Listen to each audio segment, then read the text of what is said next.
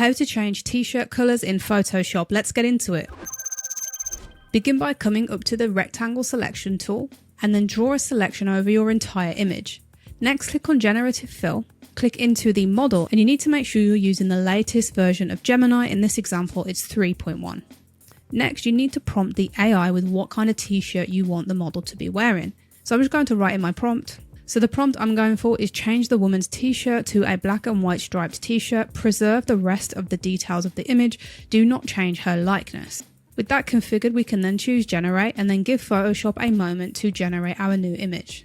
Now that has done a brilliant job off the bat. If we toggle between off and on of our layer, we can see that her details are preserved, her likeness is preserved. It has moved it ever so slightly, but I think that's done a brilliant job. If you find that yours hasn't done a fantastic job, you can disable this layer, reselect your original layer, and go again with a slightly different prompt. The reason we're not selecting just the t-shirt is it can give you strange results, as you can see here.